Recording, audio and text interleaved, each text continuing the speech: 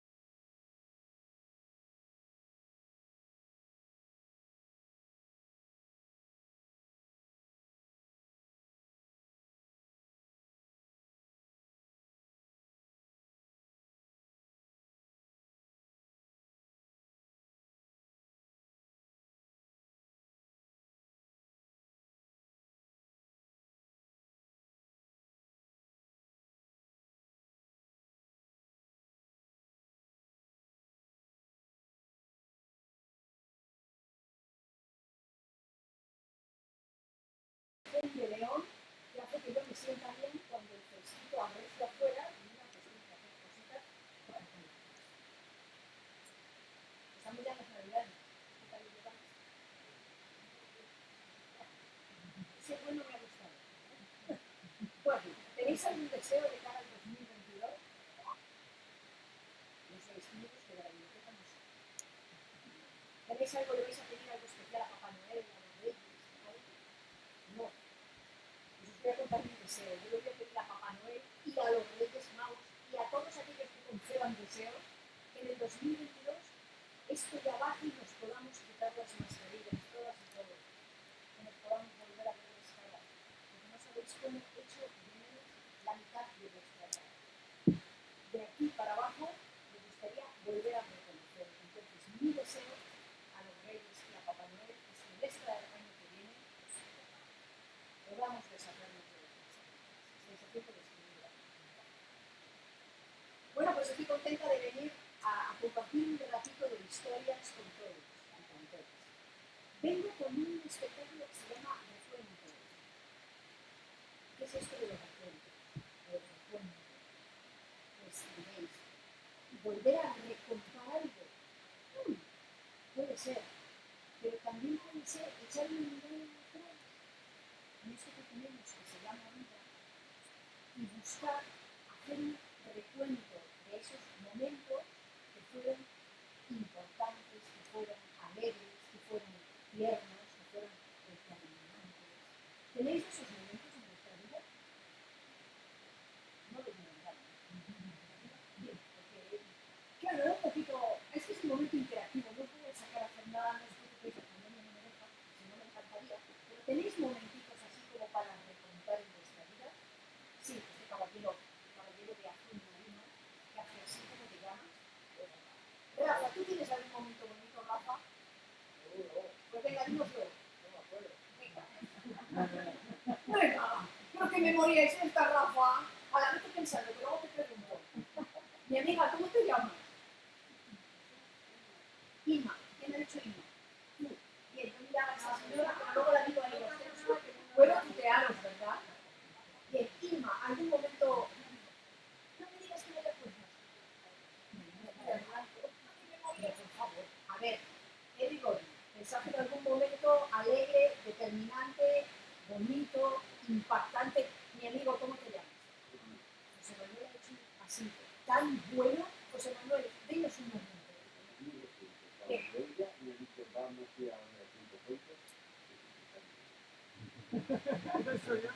No, pero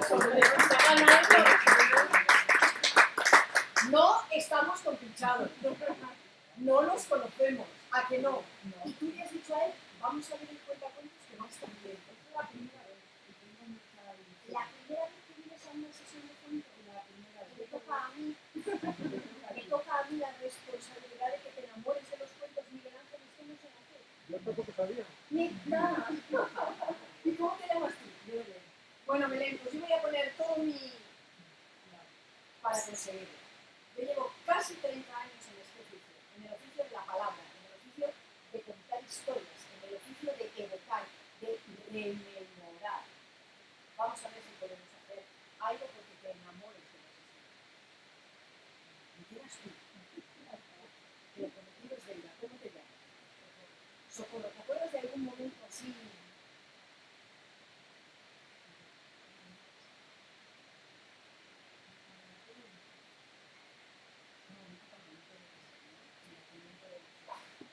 Que hay un método a lo largo de la vida. Muy bien, pues yo voy a compartir con todas y con todos algunos momentos, algunos recuerdos, pero no a través de recuerdos, sino a través de cuentos. Y claro, donde me quiero ir al principio es a la infancia. Si yo digo ahora mismo quién volvería a la infancia, anda, pues es que no, ¿eh? Caballero, ¿usted no volvería a su infancia? Ah, pues levante la mano, hombre, no puede ir. Ahí, muy bien. ¿Quién no volvería a aquellas tardes de bocadillo de chocolate en medio de la barra de pan? ¿Quién no volvería a arañarse la rodilla por caer de la bicicleta en la que íbamos como locos, cuesta abajo y sin manos? Siempre. Bueno, yo te veo un poco cometido. O sea, ¿tú nunca hiciste ninguna locura en tu infancia?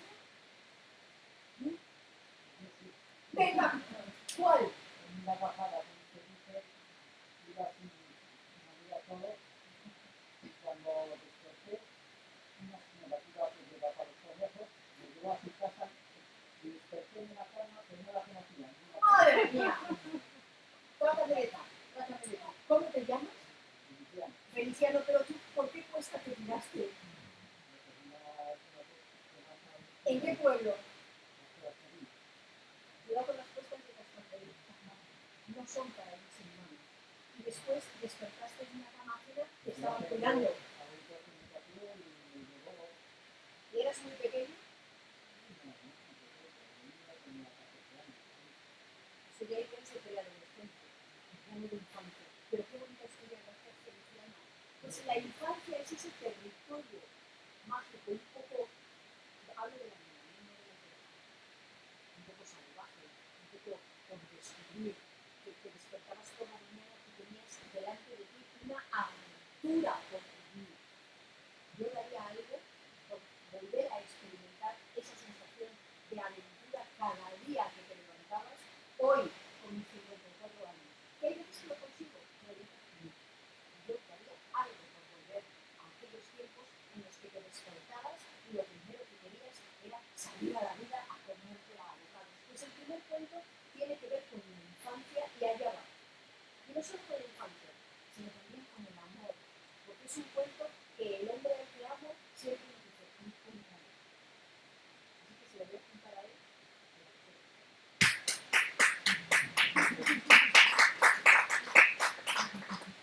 Ahí está.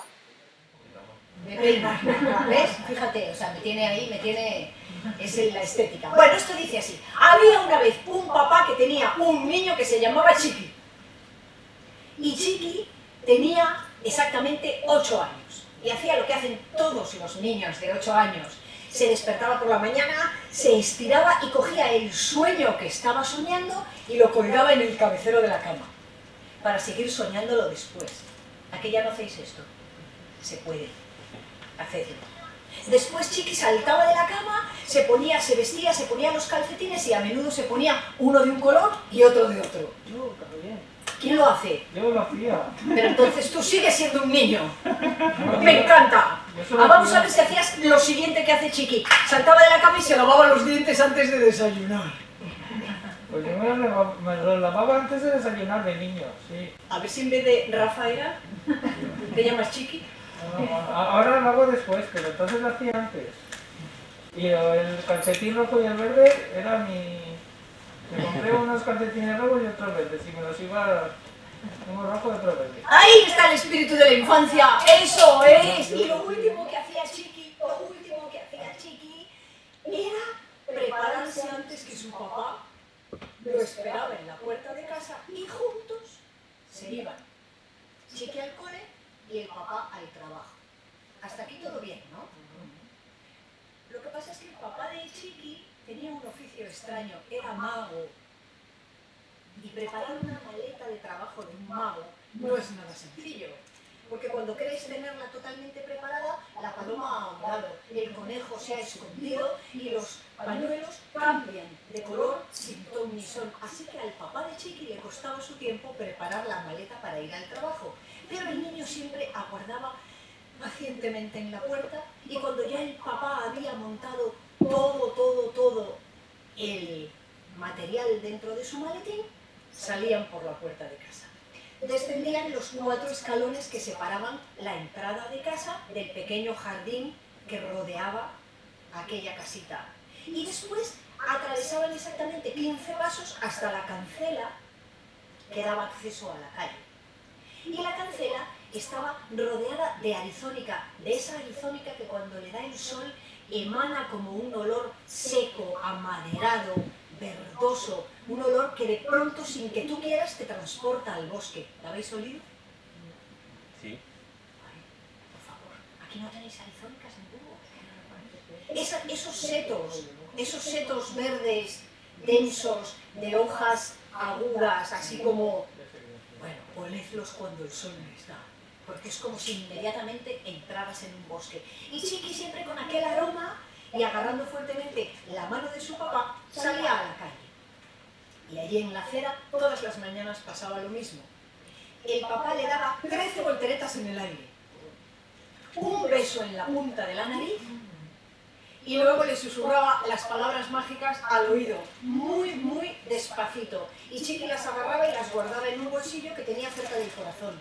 Y ahí el papá se iba a sus magias y Chiqui al cole. Pero claro, antes de llegar al cole, buscaba a su pandilla de amigos. Y en la primera casa donde paraba era en la casa de Mijito. Mijito era hijo de una dentista japonesa. Y su mamá también le daba palabras. Cuando Mijito salía al colegio, la mamá le decía: vamos, Mijito, no comas chicles, ni por la mañana, ni por la tarde, ni por la noche. Le había comprado 3 cepillos de dientes, uno verde, uno amarillo y uno azul. Y le había cosido aquí una pegatina en todos los jerseys que decía Superfluor al ataque. Y en la gorra llevaba un bordado que decía: los chicles son un asco. Y así, pertrechado con aquellas palabras, Mijito salía hecho polvo a la calle. Parecía que tuviera dolor de caries. Y cuando llegaba al lado de Chiqui, Chiqui veía a su amigo, lo abrazaba y todo iba bien. Y los dos se iban a buscar a la siguiente niña de la pandilla que se llamaba Nenita Linda. Era hija de un guardia de tráfico. Y también el papá le daba palabras. Le decía: a ver, Nenita Linda, hija, vamos a ver, ¿a dónde tienes que mirar cuando cruzas una calle? Y ella respondía: a la derecha y a la izquierda. Muy bien, hija, muy bien. El papá le había regalado una mochila enorme que tenía aquí una conexión a un semáforo, conectada también a un silbato y a su vez a un cartel luminoso. Y cuando Nenita Linda iniciaba el cruce de una carretera, pitaba, se encendía el semáforo que se ponía en verde, ámbar, rojo y se iluminaba aquel cartel que decía: atención, estoy cruzando, atención, estoy cruzando, atención, estoy cruzando. Claro, ella también salía con palabras, pero tenía una cara de semáforo averiado cuando salía a la carrera de casa, que eso era terrible. Y llegaba, se juntaba con sus amigos, Chiqui sonreía, abrazaba a Nenita Linda y todo iba bien. Y se iban a buscar al siguiente, que era campeón. Hijo de un campeón. Y su papá también le daba palabras, pero eran palabras competitivas. Vamos, hijo, tú en el cole, machaca, machaca, machaca, machaca, machaca. Tienes que quedar siempre el primero, ¿ok? Y el niño decía: ok, papá. Y el padre de campeón le regaló un campeón. Pero al darle la vuelta, por el reverso de la moneda decía después de tu padre. Y el pobre campeón salía de casa con una cara de carrera perdida y se juntaba con los amigos y Chiqui lo miraba, lo abrazaba y todo iba bien y ya iban a recoger a la última de la pandilla, que era Tesorito, que era la más pequeña y era hija de unos ricos, muy ricos, muy ricos, muy ricos. No sé cuántos de ricos sois vosotros y vosotras, pero ellos eran muy ricos, muy ricos, muy ricos, muy ricos, un poquito así a lo Elon Musk. ¿Sabéis quién es Elon Musk? Pues buscarlo en internet. Este dato lo dejo ahí como para que lo busquéis. Elon Musk, rico. Y Tesorito era tan rica que sus papás creían que tenía de todo y no le daban ni palabras. Y a Tesorito la despedía en la puerta de casa una sirvienta ataviada perfectamente con una cofia almidonada, un mandil blanco impecable, que dándole una pesada mochila a la niña le decía: señorita, que tenga buen día. Y cerraba la puerta detrás de ella, y la pobre Tesorito, que era la más pequeña, caminaba sujetando el peso de aquella mochila, atravesando un larguísimo paseo que separaba la mansión de la puerta que daba a la calle, flanqueado por unos enanos de piedra que se iban haciendo cada vez más grandes al paso de la niña. Y la pobre Tesorito, cuando alcanzaba la acera, tenía cara de banco asaltado. Pero llegaba al lado de sus amigos y Chiqui la abrazaba y todo iba bien. Y una mañana, mira cómo son los niños, cómo éramos de pequeños, los amigos se juntaron y se hicieron una pregunta. Oye, ¿y por qué Chiqui sale tan contento de casa? ¿Y por qué no tiene él cara de conejo sacado de una chistera? Y aquella mañana los amigos trazaron un plan para el día siguiente. Se levantarían muy pronto y se esconderían en la arizónica que rodeaba el seto para vigilar cuál era el secreto que encerraba a Chiqui, para ver por qué él salía tan contento de casa. Y así lo hicieron, madrugaron mucho y llegaron muy temprano y se escondieron afuera en la calle tras la cancela. Y dentro de casa pasaba lo de todos los días. Chiqui se había levantado, había dejado un sueño para seguir soñando, se había puesto un calcetín de cada color, se había cepillado los dientes antes de desayunar y ya estaba preparado esperando a su papá. Y aquella mañana el papá rápidamente hizo la maleta.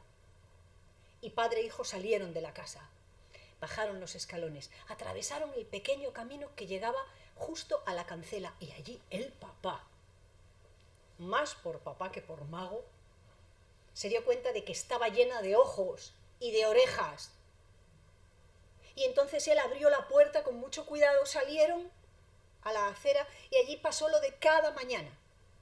El papá le dio 13 volteretas, un beso en la punta de la nariz, y aquella mañana, en vez de susurrarle las palabras mágicas, se las dijo bien alto, bien alto, bien alto, para que la escuchara toda la cancela.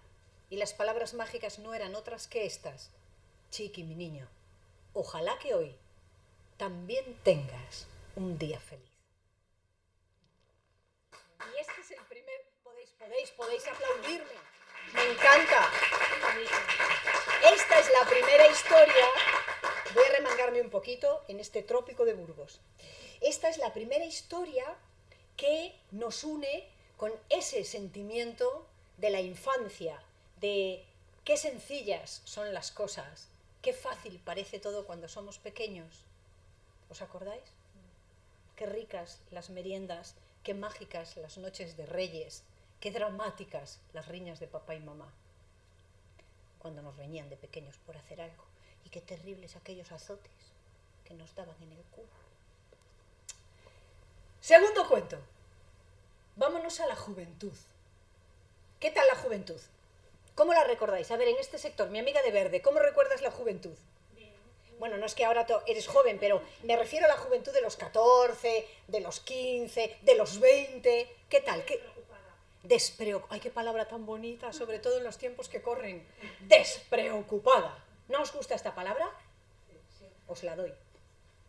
Despreocupada. Esa juventud loca, aventurera, despreocupada, en la que nos ocupábamos ¿en qué? En disfrutar, en vivir, en salir con los amigos, en ir de fiesta. ¿No echáis esto de menos? ¿Sí? Pero lo decís así con una tranquilidad como de jueves por la tarde de... ¿En serio? O sea, ¿no estáis que os morís de ganas por volver a salir de fiesta? Pues decídmelo. Sí. Esto lo doy por el mejor de los síes posibles, gracias. Es el único, pero es el mejor. Bueno, pues cuando éramos jóvenes, a mí ¿qué me encantaba hacer? Viajar.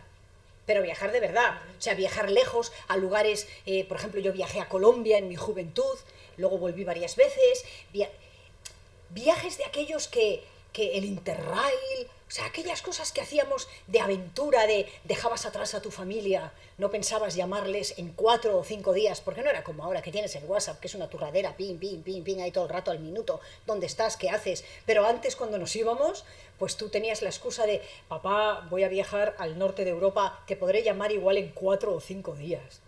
Aquella sensación de libertad, de estar enfrentándonos.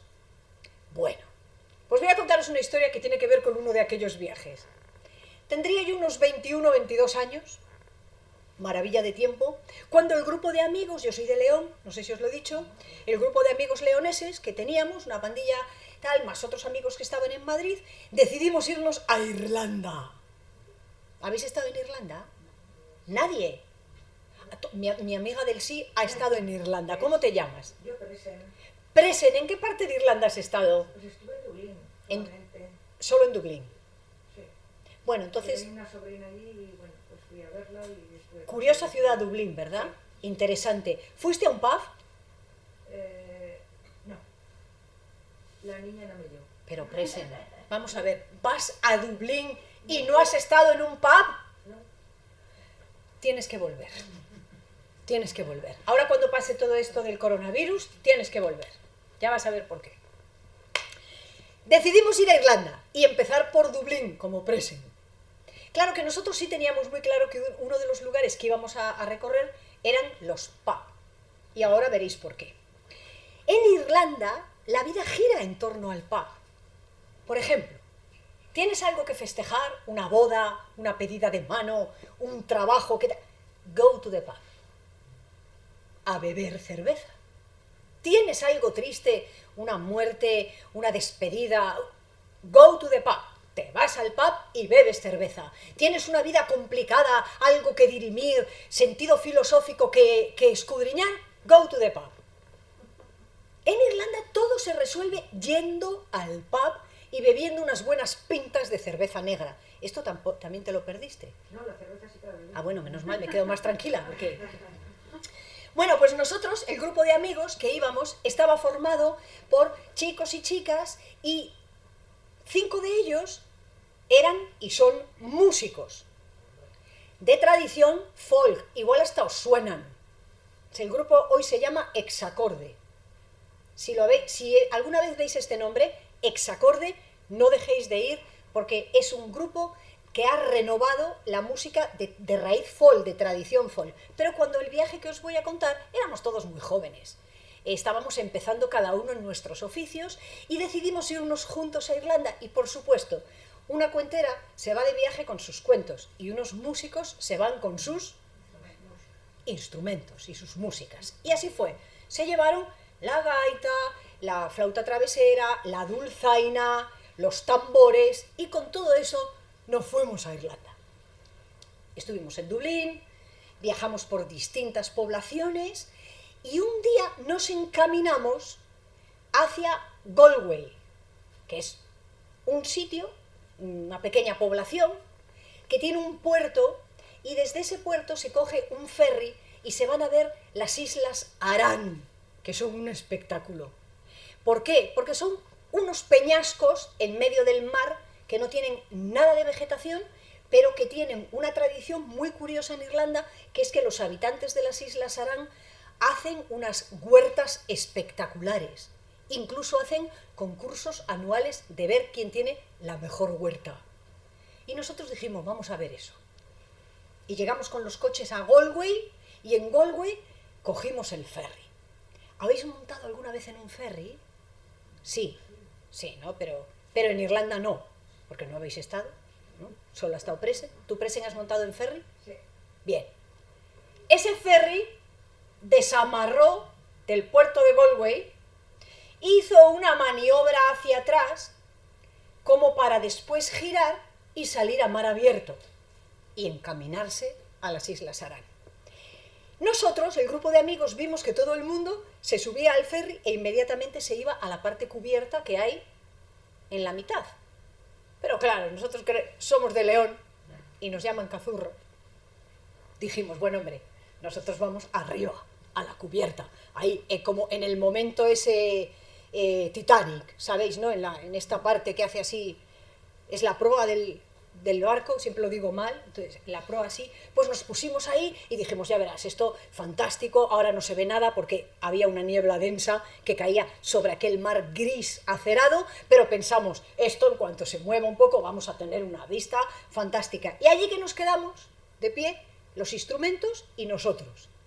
Y ese ferry hace la maniobra, sale del puerto, gira así, inicia la travesía mar adentro y de pronto vemos todos que cuando el ferry hace este movimiento así, una ola que viene de frente lo hace a la inversa y literalmente nos baña. No voy a deciros que nos salpicara, nos baña. Claro, cuando ese ferry vuelve a hacer un movimiento como de delfín hacia arriba, estábamos todos literalmente calados.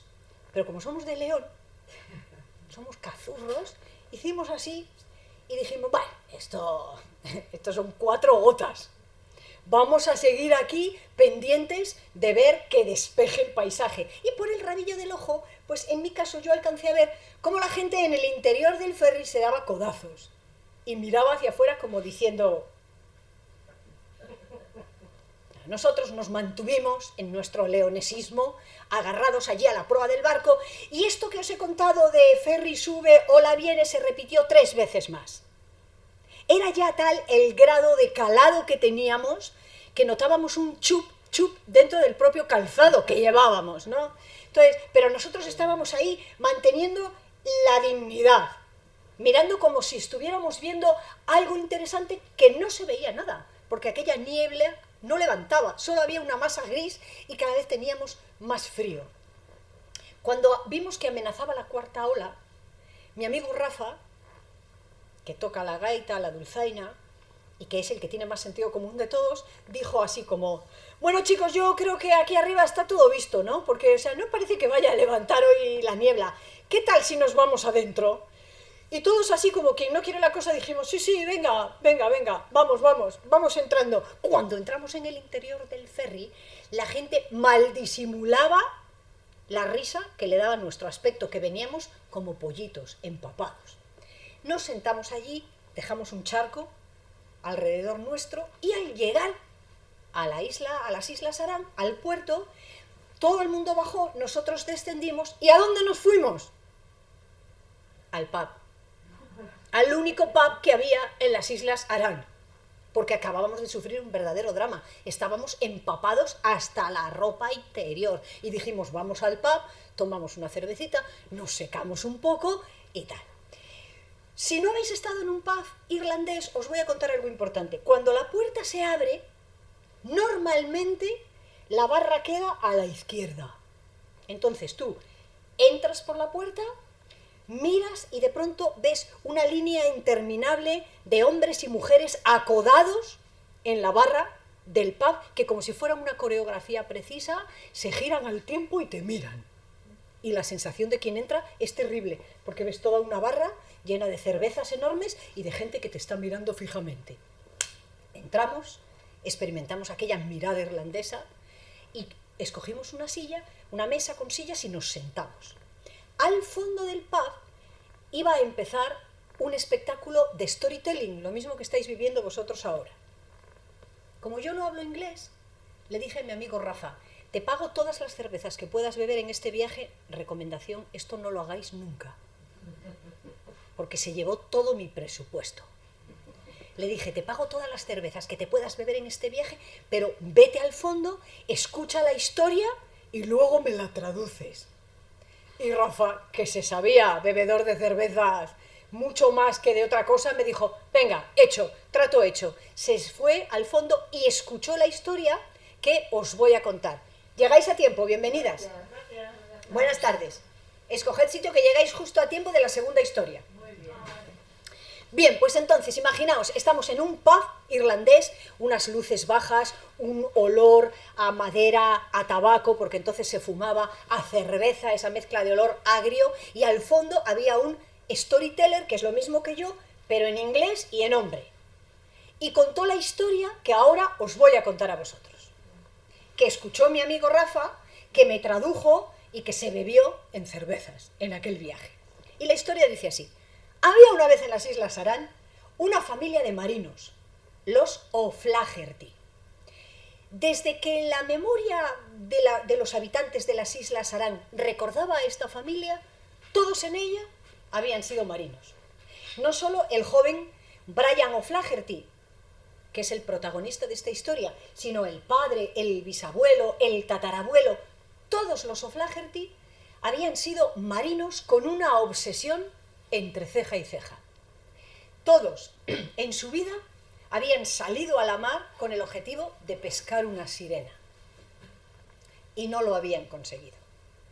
Por eso cuando el joven Brian O'Flaherty contó a sus vecinos que rondando los 19 años se iba a hacer a la mar a buscar una sirena, a nadie le pareció extraño. Es más, algunos decían, ya estabas tardando. Estábamos preocupados, no fuera a ser que no continuaras la tradición familiar de buscar una sirena. Y aquella mañana en la que el joven partió, todas las Islas Aran, todos los vecinos que no llegaban a 80, fueron a despedirle al puerto. ¿Desde dónde? Desde el pub. Allí se reunieron todos y entre abrazos, felicitaciones, le invitaron a unas buenas pintas de cerveza, algunas mujeres le dieron viandas, ropas, en fin, todos fueron aportando entusiasmo, apoyo y cualquier cosa que le ayudara al joven a iniciar su aventura. El joven Brian O'Flaherty, una vez que se despidió de sus vecinos y vecinas, montó en una pequeña chalupa y se fue internando mar adentro hasta esa línea del horizonte donde había fondeado un navío de unas dimensiones considerables que tenía plegadas las velas y que aguardaba la subida del joven O'Flaherty para iniciar rumbo desconocido. Desde la playa, desde el puerto, los de vista más aguda pudieron observar como aquel pequeño puntito en que se había convertido Brian O'Flaherty abandonaba la chalupa y después subía a bordo. El navío desplegaba las velas y se hacía a la mar. Hecho esto, en las semanas siguientes, todos los hombres y mujeres de las Islas Aran comentaron: ¿qué será del joven O'Flaherty? ¿Encontrará su sueño? ¿Perseguirá a la sirena como su familia y la dará pesca o no? Y hablaron durante semanas de aquello, pero ya sabéis cómo somos las personas, de naturaleza veleidosa, que es una palabra bonita. Se fueron olvidando del joven O'Flaherty y también el tiempo ayudó. Fueron pasando 1 año, 2, 3 y la gente fue pues viviendo y ocupándose de otras cosas hasta que pasados exactamente 7 años, de pronto, una voz recorrió las islas como la pólvora. ¡Regresa el joven O'Flaherty! Bueno, en aquellas Islas Aran que tampoco es que tuvieran mucho que hacer, porque además el tiempo del que estoy hablando es algo así como finales del siglo XIX. Todo el mundo se entusiasmó. ¡Regresa el joven O'Flaherty! ¿Habrá encontrado la sirena? ¿Tú qué crees? No. Mujer de poca fe. ¿Habrá encontrado la sirena? A ver, chicas, que habéis llegado tarde, participad. Por supuesto, así me gusta. ¿Habrá encontrado la sirena? Me encanta. Por aquí, Feliciano, ¿qué piensas? ¿Habrá encontrado la sirena, sí o no? Puede ser que sí. Puede ser que sí, ahí me gusta la duda razonable. Eso me gusta. Pues así se dividieron las opiniones de los vecinos y vecinas. Unas decían que sí, otros decían que no. Había un vecino llamado Feliciano que decía que tal vez lo hubiera encontrado, pero que hasta que no la viera no lo creyera. Y de pronto, allí en la línea del horizonte, una tarde, se vio claramente llegar un navío, de proporciones todavía más majestuosas que el que había partido 7 años atrás, con todo el velamen desplegado, y la gente en el puerto estaba entusiasmada, incluso ya miraban con catalejo, y los de vista más aguda vieron un diminuto punto que saltaba de la cubierta del barco, hacía descender una chalupa, y remando, al acercarse, pudieron comprobar que se trataba del joven, o no ya tan joven, Marino O'Flaherty, Brian O'Flaherty. Cuando puso el primer pie en tierra, los vecinos se agolparon sobre él, le fueron empujando, palmeando y casi en volandas lo llevaron al pub. Y allí, delante del mostrador, le pusieron una buena jarra de cerveza y dejaron con paciencia irlandesa que la bebiera de un buen trago. Y luego le pusieron otra. Y cuando el marino Brian O'Flaherty, 7 años más viejo, pero con un brillo enloquecido en la mirada, apuró la segunda pinta, entonces todo el mundo hizo un silencio y el más osado de los vecinos dijo: bueno, O'Flaherty, cuenta, ¿has encontrado una sirena, sí o no? En el pub se hizo un silencio como el que acabáis de hacer vosotros. Y el marino Brian O'Flaherty pidió la tercera jarra de cerveza.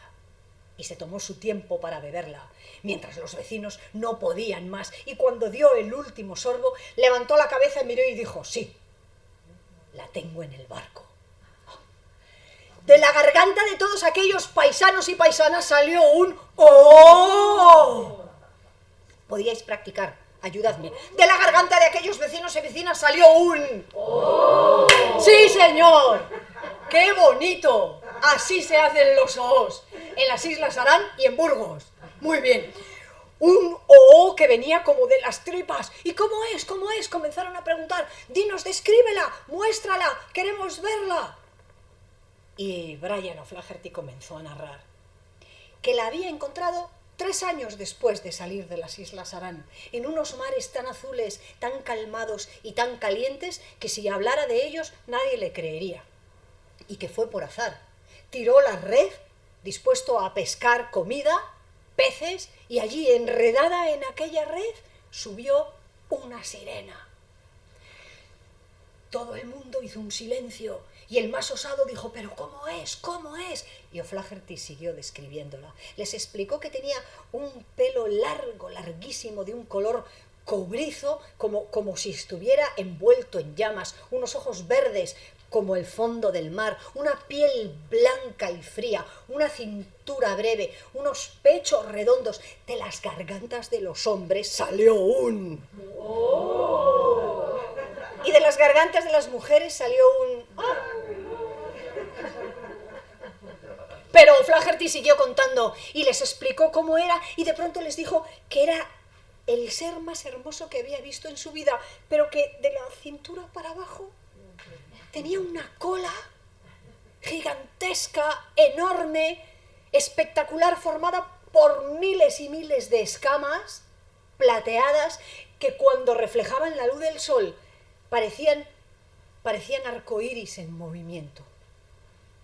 De las gargantas de las mujeres salió un y de las de los hombres salió un ay, justamente ese. Ay. Y siguieron: por favor, explícanos. Y estaba empezando a explicarles otras cosas cuando a Brian O'Flaherty se le torció el gesto. ¿Veis cómo cuando se os atraviesa un pensamiento que arruga el entrecejo y descompone el rostro? Pues eso se le atravesó al joven marino. Enseguida todos guardaron silencio. ¿Pero qué ocurre?, preguntaron. ¿Qué pasa? ¿No está bien? ¿Está enferma? No es eso, dijo Brian O'Flaherty. Es que desde el primer momento en que subió al barco me enamoré de ella. De las gargantas de hombres y mujeres salió un... ¿Y qué pasa? ¿Qué pasa? ¿Es que ella no te corresponde?, preguntaron algunas voces. No es eso, es que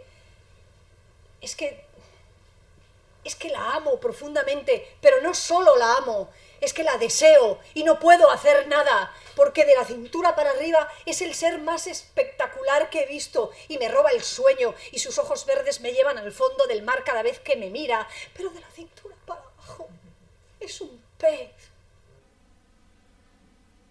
No salió nada de la garganta de nadie, porque inmediatamente todos entendieron lo que le estaba pasando a Brian O'Flaherty, porque ¿quién no tiene algún amor imposible en su vida? Y cuando estaban en aquel momento de silencio y de apoyo al marino O'Flaherty, se abrió paso desde el fondo del pub el más viejo de todas las islas. Viejito, arrugado, encorvado, pero esos viejitos que llevan toda la energía del mundo en su vida. Se hizo paso y se puso frente al marino O'Flaherty, que era un buen mozo, y mirándolo desde abajo le dijo: «Joven O'Flaherty, atiéndeme. ¿Qué estarías dispuesto a hacer para que ese amor no fuera imposible?» Y Brian O'Flaherty no tardó nada en responder. Haría cualquier cosa, lo que fuera, por poder consumar este amor que me está matando. «¿Lo que fuera?», dijo el viejo. «Lo que fuera», respondió el marino. Y en aquel momento el anciano metió la mano en un gabán que llevaba siempre y de un bolsillo interior sacó un diminuto frasquito que parecía llevar un líquido casi traslúcido.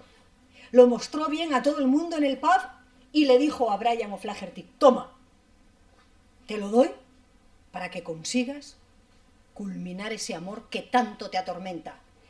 Pero atiéndeme bien, has de echar solo 3 gotas en la boca de tu sirena cuando haya luna negra, luna semilla». Pero luego... Y O'Flaherty no le dio tiempo a terminar. El joven marino agarró el frasquito, salió corriendo por la puerta del pub y no escuchó la última frase del anciano. «Pero luego el destino hará el resto». Ya no la escuchó, porque era tal el ansia que tenía por experimentar si aquello que el viejo le había dado funcionaba, que lo agarró, salió corriendo, montó en la chalupa, remó hasta el barco, subió, hizo el ancla, las velas, todo, y se hizo mar adentro, para que nadie lo viera. Y aguardó pacientemente, cambiando el agua de la cubeta donde vivía su amada sirena. Se la cambiaba a diario, le renovaba el agua del mar, le ponía caballitos, caracolas, le ponía corales, conchas, y allí dentro, en la cubeta, aquel hermoso ser cantaba para él y le enredaba el deseo, los pensamientos y los días. Y por fin llegó la luna nueva, la luna negra, la luna semilla. Y cuando la noche era oscura, oscura, muy oscura, O'Flaherty entró en su camarote. Abrió, destapó aquel pequeño envase y vertió las 3 gotas que el anciano le había dicho. Y después cepilló amorosamente el pelo de la sirena. Y quizás por el nerviosismo, o quizás por el vaivén del navío meciéndose sobre las aguas, o quizás por la cercanía de la sirena, el caso es que a O'Flaherty le fue entrando un sueño pesado, que lo durmió profundamente. Cuando despertó, por el ojo de buey ya entraba la luz del día. Miró a la cubeta y la cubeta estaba vacía. Y O'Flaherty saltó de su sueño con el corazón galopando y escuchó un rumor de pasos fuera del camarote, que corrían nerviosamente de un lado al otro del pasillo, y de pronto el joven O'Flaherty sintió que su propio corazón se le iba a salir por las sienes. Abrió la puerta, miró y allí vio, corriendo, 2 piececitos diminutos, perfectos, y él no hizo más que arrodillarse ante aquellos pies y comenzar a besarlos, y fue besando el tobillo, que era perfecto, y subió por una pierna recta, por un muslo como de columna griega, como de diosa, y cuando O'Flaherty levantó la vista, dispuesto a dar rienda suelta a aquella pasión, se le paró el corazón. Porque sí, su sirena, de cintura para abajo, se había convertido en una hermosa mujer, pero de cintura para arriba, ahora era una especie de pez prehistórico que boqueaba angustiado, buscando oxígeno. Y es que O'Flaherty no escuchó: «Y el destino hará el resto». Pues cuentan en las Islas Aran, y así lo contaron hasta el día en que mi amigo Rafa, que a partir de aquel viaje siempre lo hemos llamado O'Rafferty, cuentan que desde el siglo XIX hasta hoy ya no ha habido más marinos, no hay más O'Flaherty, y ya nadie sale al mar a buscar sirenas.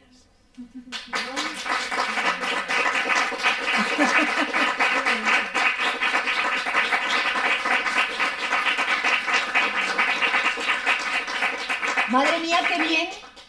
Hacía años que nadie me respondía unos oos tan buenos.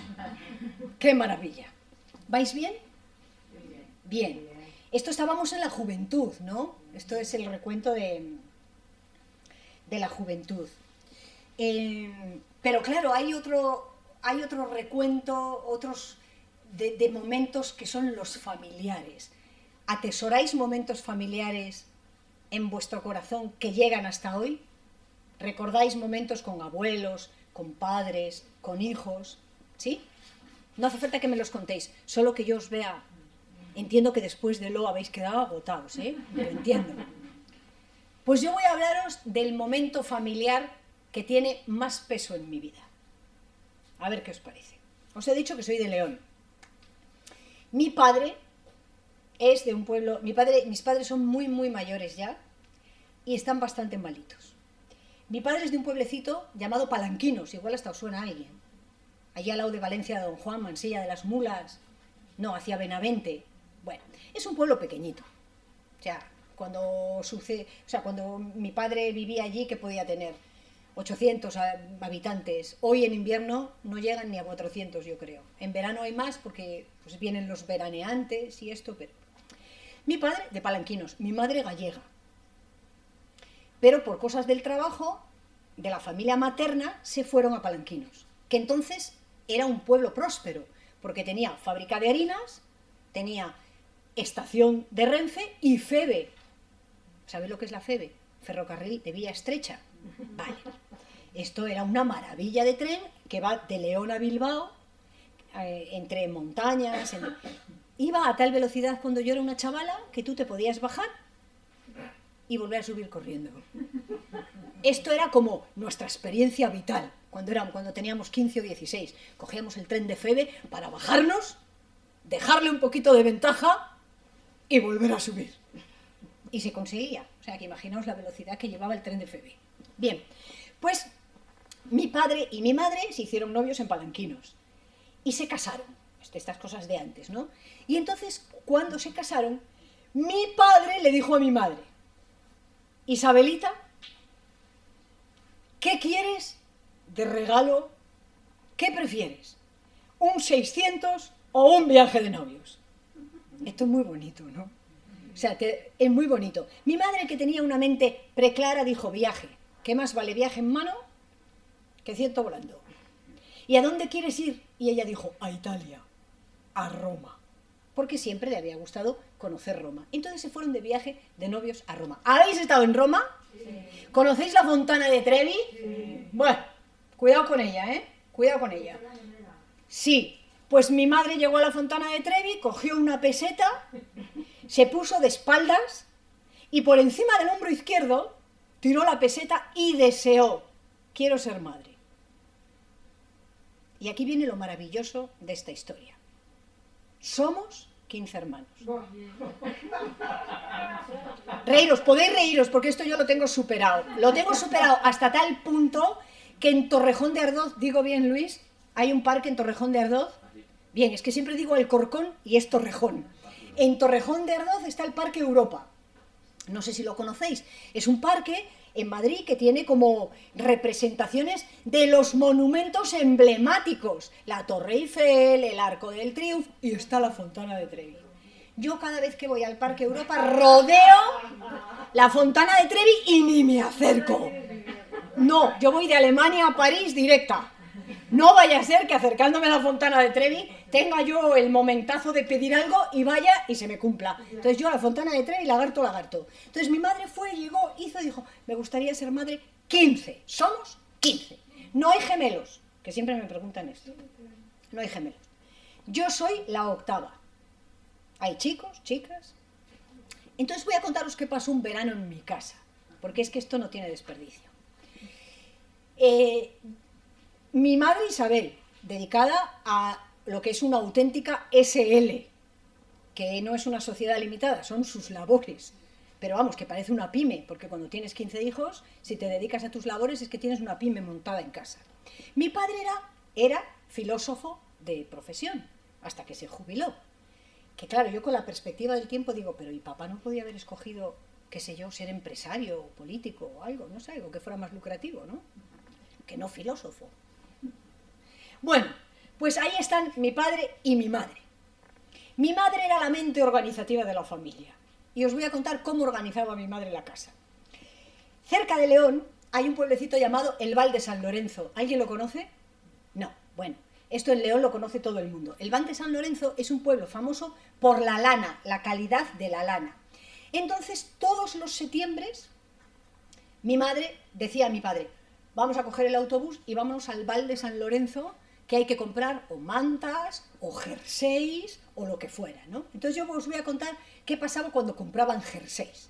Se iban mi padre y mi madre al Val de San Lorenzo y compraban 3 jerseys. Los jerseys de entonces eran de una calidad, una lana de prestancia, de peso, abrigosa. Modelos tenían muy pocos, generalmente siempre eran de fondo negro con 3 rayas de colores, azul, roja y blanca.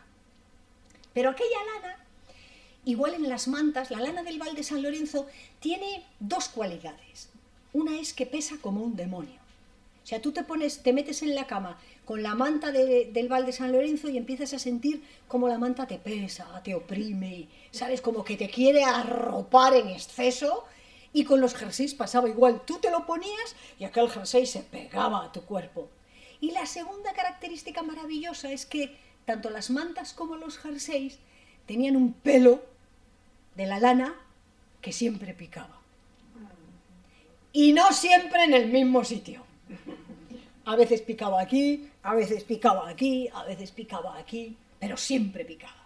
Entonces mis padres volvían del Val de San Lorenzo con 3 jerseys, perfectamente nuevos a estrenar, que usaban los 3 mayores, que iban a clase con sus jerseys. Cuando terminaba el curso, hasta los jerseys del Val de San Lorenzo se rompían por donde se rompen todos los jerseys del mundo. Sí, señora, Presen ha hecho un gesto, yo os lo... Claro. Y entonces mi madre bajaba a la mercería del barrio y compraba unas coderas que yo creo que eran de material realizado por la NASA. Eran unas coderas que mi madre, que cosía muy bien, le ponía perfectamente a los jerseys, y entonces los siguientes 3 hermanos usaban el jersey con aquellas coderas que tenían una característica, y es que no les permitían bajar el brazo del todo. Esto es importante, porque mis 3 hermanos, que van por encima de mí, que son chicos, iban siempre a clase así. Tenían una fama de chulos, Feliciano, decían, cuidado que vienen los Marván. Pero ellos no es que fueran chulos, es que no podían bajar. Cuando terminaba el curso, por eso creo que eran de la NASA, el jersey se había vuelto a romper alrededor de la codera y la codera estaba intacta. Y mi madre hacía el siguiente cambio, cortaba por aquí y hacía un chalequito, y ese me tocaba a mí. Y yo con los chalequitos tengo una relación de amor-odio, ¿sabes? Porque me los pongo y entonces automáticamente, si hace mucho frío, pues tengo frío aquí, ¿no? En los brazos. Pero luego me pica siempre el cuerpo. Yo creo que es un eco del Val de San Lorenzo, ¿sabes? Entonces siempre es como, me está picando el chaleco, ¿no? Es ese, pero me gustan porque forman parte de mi infancia, pero es una cosa agridulce. Bueno, pues yo me pasaba el curso con los brazos congelados y picándome el cuerpo. Y cuando terminaba aquel curso, mi madre deshacía el chaleco, hacía un ovillo y tricotaba un short. ¿Sabéis lo que es un short? Un pantalón corto de toda la vida del señor. Un pantalón corto en verano de la lana del Val de San Lorenzo en León es igual a una tortura. Se la ponían los hermanos que iban por detrás y se pasaban todo el verano. Mamá, ¿me lo puedo quitar? ¿Me lo puedo quitar? ¿Me lo puedo quitar? Y mi madre decía, ni se te ocurra que eso está nuevo, ¿eh? Lo gastas todo el verano, que para eso lo he tejido yo. Vamos, hombre, eso ni te lo quitas. Y mis hermanos, los que vienen detrás, pues tienen una cierta tendencia al sarpullido. Todo les produce sarpullido. Y podríais decir, y ahí acaba el jersey. ¡No! Porque cuando pasaba 1 o 2 veranos, mi madre lavaba la lana, deshacía, volvía y entonces tejía con un punto doble apretado una cosa que se llama verdugo. ¿Sabéis lo que es un verdugo, no? O sea, en Burgos y con esta joven edad, ¿no sabéis lo que es un verdugo? Madre mía. ¿Y sabéis lo que es una braga de montaña? Pues el verdugo es el precursor de la braga de montaña. Era una cosa que se tejía con un punto muy apretado y un refuerzo aquí. Y entonces tú te lo metías así, se te veía la cara, luego bajaba hasta aquí y aquello abrigaba. Y eso es lo que usaban los jerseys convertidos en verdugo, eran los que usaban mis hermanos pequeños. Que os diré que mi madre los ponía en fila. Y como había hecho 4 o 5 verdugos, estaban en fila para ir al cole y mi madre, que no se andaba con miramientos, cogía verdugo, verdugo, verdugo, verdugo, después les metía el abrigo, cerraba aquí la presilla, les ponía las manoplas y cuando estabas de esta guisa, de esta forma, había 2 posibilidades en la vida, que las orejas hubieran quedado bien colocadas o no. Y si quedaban dobladas así para adelante, mis hermanos iban con un sufrimiento existencial a esta clase porque no podían meter la manopla a través del recuerdo del verdugo, que eran como un casco de moto. No había manera de meter allí la mano ni nada. Si me llaman porque no están de acuerdo con el verdugo, pásamelos. Entonces, claro, mis hermanos llegaban al colegio rojos, siempre como si estuvieran a punto de explotar, porque lo único que querían era desvestirse y colocar otra vez las orejas en su sitio. Por eso a ellos no les puedes tocar las orejas. ¿Vosotros tenéis flexibilidad cuando dobláis la oreja para adelante? O sea, mis hermanos no pueden hacer eso, se ponen histéricos, porque claro, tienen pues un eco del pasado. Pues esta era mi madre. Mi padre, mientras tanto, ¿qué hacía? Pues mi padre estaba en su mundo filosófico, soñando con la razón pura, con el mito de la caverna, a sus cosas, a las cosas de filósofos, que están siempre ahí en el mundo de las ideas y no en el mundo real. Pues un día mi padre se paró a analizar la situación de su familia y se dio cuenta de que los 15 teníamos de todo, excepto una cosa: nunca habíamos ido de vacaciones. Porque ¿dónde vas con 15? O sea, eso de que cabían 8 o 9 en un 600, eso era mentira publicitaria. ¿Dónde sales con tantos hijos? Y claro, mi padre, que ya estaba muy preocupado por el desarrollo creativo de su familia, ideó lo siguiente: empezó a escribir cartas, como a la altura de enero, mandó cartas a familiares y amigos y no dijo nada en casa. Y el 1 de julio, que ya habíamos terminado el curso, pasados los exámenes, habían llegado las notas, unas mejores y otras peores, una mañana mi padre nos llamó al comedor. ¿Cómo se llamaba el comedor en mi casa? Pues mi padre tocaba un silbato 3 veces que quería decir: al comedor inmediatamente, estéis donde estéis. Y cuando escuchábamos aquellos 3 pi, pi, pi, dejábamos lo que estábamos haciendo y salíamos corriendo para el comedor. Y entonces mi padre nos reunió delante del comedor, pidió silencio. Mi padre es bajito como yo. Se estiró, como cuando los padres van a dar una noticia importante, metió la mano en el bolsillo y sacó un cartoncito que con una chincheta pinchó en la puerta del comedor. Y cuando se retiró, todos pudimos leer playa. Y empezamos: ¡nos vamos a la playa! ¡Nos vamos a la playa a vacaciones! Mi padre cogió el silbato, dio un toque largo que quería decir a callarse todo el mundo y dijo: ¿quién ha dicho que vayamos a la playa? La playa viene a casa. Claro, cuando vimos aquello, miramos a mi madre, porque nosotros estábamos acostumbrados a que mi padre tuviera excentricidades de filósofo, pero miramos a mi madre y vimos que ella hacía. Y cuando mi madre hizo aquel gesto con la cabeza, se dirigió a un arcón, abrió y empezó a sacar bañadores para todo el mundo, que había hecho ella con retales. Porque mi madre tenía una mano para la costura. Mi madre repartió los bañadores y dijo: ¡hala, id a probaros por si tengo que ajustar algo! ¿Pero ajustar algo para qué, mamá? Id a probar y no me mareéis. Mi madre era siempre así. A mí me tocaron aquí rayas y aquí círculos. Pero yo estaba encantada porque era mi primer bikini, con 9 años. Estábamos aquella mañana probando bañadores cuando de pronto suena el timbre de la puerta y mi hermana Miranda abre y ¿qué vemos? Al señor cartero. el cartero, vivíamos en un tercero, sin ascensor, y el pobre cartero había subido una saqueta de este tamaño que nos habían enviado por correos. Mi tío Camilo, el de Santander, había mandado una saqueta así de este tamaño. Mi padre llamó a los mayores, a los hermanos mayores, lo metieron en el comedor, nos llamó a todos, y en una ceremonia sin igual, abrió la saqueta. Y cuando metimos la cabeza dentro, no os lo vais a creer. ¿Pero qué había allí? Arena de la playa del Sardinero. Una arena. ¿Habéis estado en el Sardinero? Mira, una playa más bonita y cántabra. No, andaba mi tío Camilo, de Cantabria. Una arena finísima que pareciera que todavía tenía los rayos del sol calentándola. Y entonces mi padre dio las órdenes claramente. Vamos a formar la playa en el comedor. Los mayores, quitáis la alfombra, empujáis los sofás hacia la tele y despejáis el comedor. Si esto te lo dice tu padre y tu madre hace, ¿tú qué haces? Obedeces.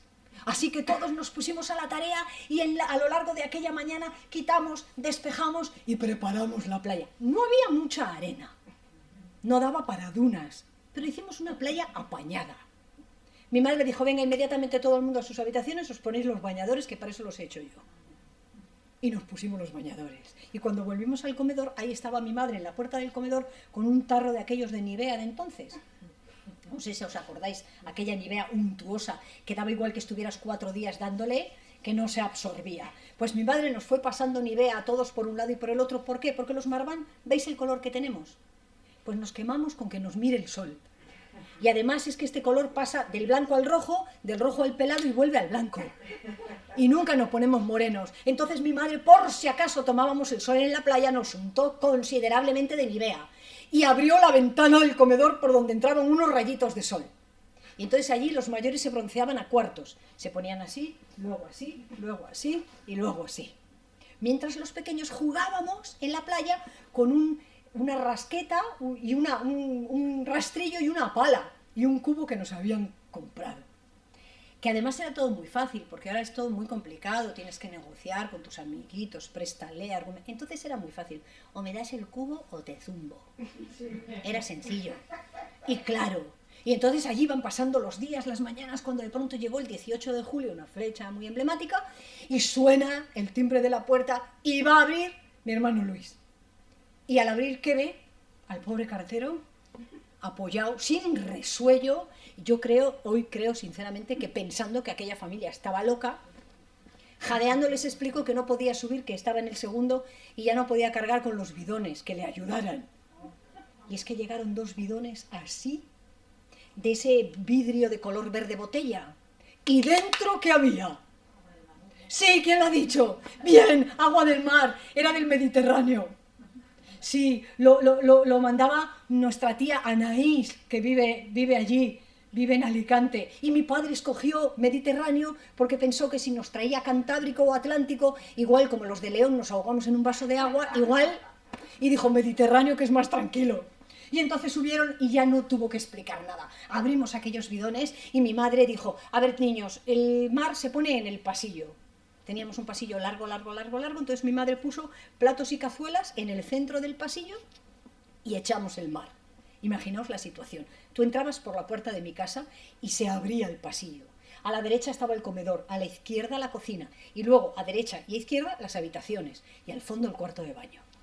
Bueno, la situación fue tal que, bueno, es que todos enloquecidos echamos el mar en el pasillo y luego mi madre dijo, bueno, vamos a ver, ahora hay que hacer una fila para bañarse.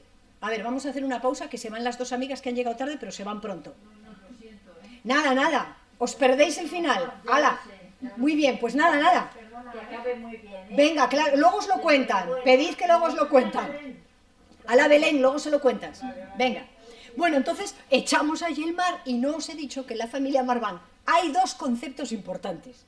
La fila y el turno.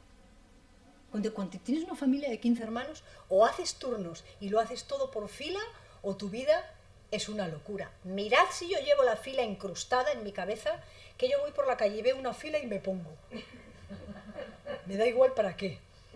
Yo me pongo, luego pregunto, ¿para qué hacemos fila? Si me interesa me quedo y si no me voy. Pues el turno y la fila eran dos conceptos que son importantes hoy en día para los Marván. ¿Qué pasó? Que mi madre nos hizo preparar el mar, ponerlo en el centro del pasillo y armó una fila para bañarnos. Que esto era, en mi casa era natural. A la fila. Y ya íbamos todos a la fila. Bien. Nos pusimos a la fila. Imaginaos que me tocó a mí, ¿no? Entonces yo me situaba frente al mar. Mi madre nos dio un... Anda que se me... Gracias, que se me había ido la palabra. Gracias. Un flotador de patito, con una cabeza de patito.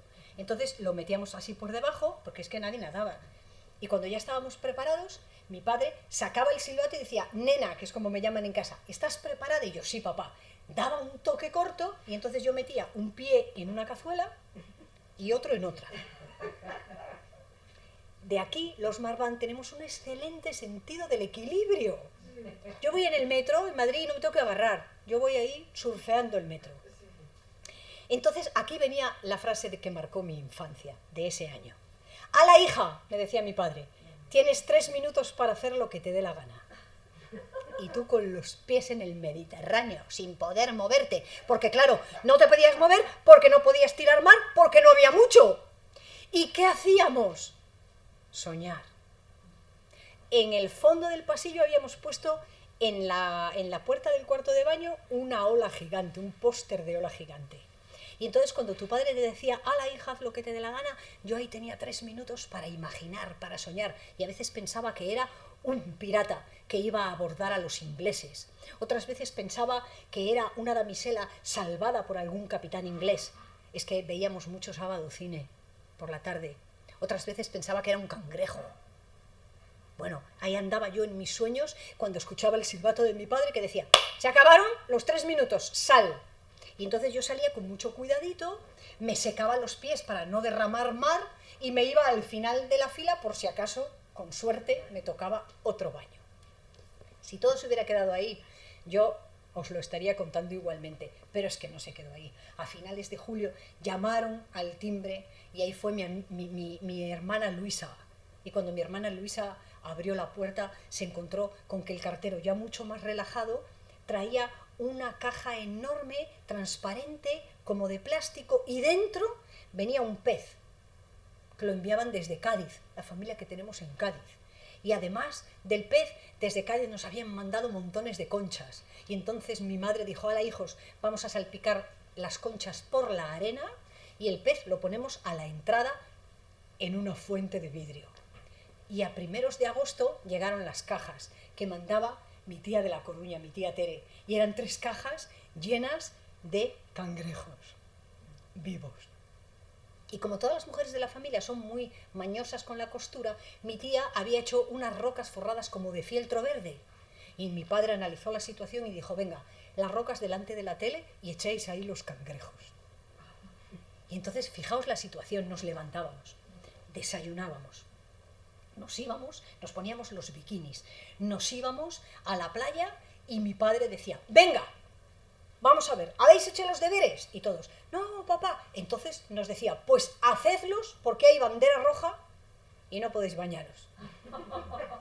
El argumento era bueno. Y entonces hacíamos los deberes, tal, no sé, cuando habíamos terminado y mi padre revisaba todo, decía, mira, ya han venido los de Cruz Roja. Han cambiado la bandera, ale, al agua.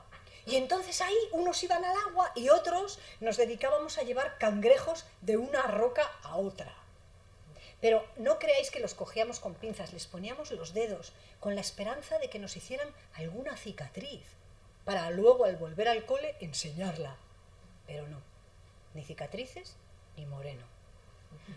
Y así iban pasando los días. Si solo hubiera pasado eso, ahí se hubiera quedado. Pero es que la familia que tenemos en Canarias, cariño para La Palma, la familia que tenemos en Canarias nos mandó una estrella de mar enorme y la pusimos encima del cuco que estaba en el comedor. Y yo estoy convencida de que aquel día el cuco salió y en vez de decir cucú pensó glu glu. Pero esto es una apreciación mía de mayor. La pusimos allí y aquel era el cuadro, pero ¿podéis imaginar cómo estaba nuestra casa? Lo maravilloso que era. Los más pequeños no salimos en 2 meses de casa, Porque ¿para qué ibas a ir a la realidad cuando tenías la playa dentro de casa? Nos levantábamos, nos poníamos los bikinis y entonces en mi casa se cambiaron los términos. Se hablaba como en términos marineros. O sea, las habitaciones quedaban a estribor y a babor. Cuando salían a la compra mis padres o los mayores, iban a una tienda que quedaba a 3 millas. Le habíamos puesto a la bici del más pequeño, de Teo, le habíamos puesto 2 palos y entonces jugábamos a sortear las cazuelas como pensando que llevábamos una canoa y cantábamos yo remando voy, mi canoa por el río va. Esos eran nuestros juegos. Y pasó julio y pasó agosto. ¿Y qué llegó? Y en septiembre, ¿qué empieza? El colegio. Y de pronto una mañana, cuando nos levantamos, pues resulta que allí, a la entrada, no estaban los bikinis y los bañadores, estaban... Los libros. No, peor. Los uniformes del colegio. Yo te digo. Claro, ¿os acordáis de los uniformes? El mío era horrible, tenía una falda gris tableada, un chalequito azul marino y además tenía unas medias gordas que tenían como unos garbanzos tejidos así en perlé, unos garbanzos que cuando cruzabas las piernas se te clavaban en los muslos. ¿Os acordáis de esto? Bien. Pues cuando yo vi aquello dije, no mamá, pero chitón, dijo mi madre, que empieza hoy el colegio, y nos vistió de colegio. Y nosotros nos fuimos al cole, la verdad es que con una energía muy diferente a otros años, porque íbamos pensando, nosotros tenemos la playa en casa, y si no se van a acabar las vacaciones. Cuando volvamos del colegio, nos pondremos los bañadores y nos iremos a la playa, y aquella mañana fuimos los reyes de la vuelta al cole. Contamos aventuras de cangrejos, aventuras de baños en el mar, contamos un sinfín. Y cuando volvimos a casa, esto es lo más difícil de todo. Cuando volvimos a casa, nos encontramos con que mis padres habían barrido la playa y habían vuelto a su natural ser el comedor, con la alfombra en el medio, los sofás y la tele en el centro, su sitio. Habían guardado la estrella de mar. El pez estaba en la misma cubeta, pero en la cocina. Los cangrejos fueron la comida de aquel día con arroz blanco. Estaban buenos. Y mis padres habían apilado todo el mar entre la puerta de la cocina y la puerta del comedor. Aquel año, yo tenía 9 años, ahora tengo 54. Aquel año mis padres me enseñaron 2 de las lecciones más valiosas en mi vida. Me enseñaron que es muy difícil, muy difícil mantener un sueño que has creado con la mejor de las intenciones. Esa es la primera enseñanza. Y la segunda, me enseñaron el valor del secreto. ¿Por qué? Porque mis padres nos pidieron a cada uno de los hermanos, claro, los pequeñitos eran muy pequeños, pero a los más mayores, que nos deshiciéramos de un plato o una cazuela de mar en un rito secreto y que nunca lo compartiéramos con los demás hermanos, para guardarlo. Como aquí no tengo más hermanos, porque no estáis, os lo voy a contar. Yo cogí un plato hondo y se lo eché a un geranio. Y a los 2 días el geranio hizo... Y yo aprendí una lección de naturales. No se riegan las plantas con agua de mar. Pues os voy a decir una cosa. La vida siguió su curso. Hace mucho tiempo que los hermanos no estamos juntos. El que está más lejos vive en México. Y además ahora, tal y como están las vidas, llevamos mucho tiempo sin reunirnos. Y no sé si algún día nos volveremos a reunir. Mis padres ya están muy mayores y muy malitos. Pero yo, con la ayuda y compañía de mi marido Luis, vamos cada Navidad, por supuesto, a mi casa de León. Y os voy a decir algo. Llevo casi 30 años de oficio de narradora. He viajado por distintos países del mundo. He perdido el amor y lo he vuelto a encontrar. He sido feliz y he llorado. He perdido y he ganado.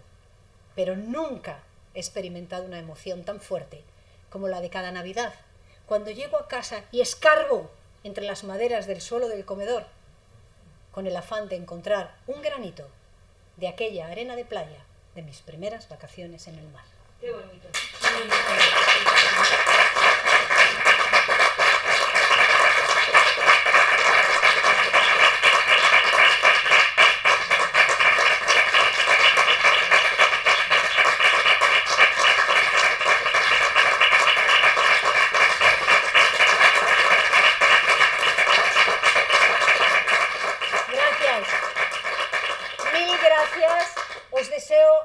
mejores fiestas, deseo que entréis en el 2022 con lo mejor, que nos quite pronto la vida las mascarillas, que nos volvamos a achuchar, y os pido que no dejéis de rescatar ni momentos de vuestra vida ni de contaros historias.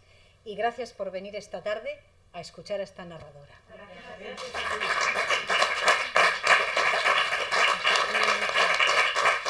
Gracias a ti por llevarnos al pasado. Muy bien, espero, querida amiga, que haya sido una buena entrada en la narración oral.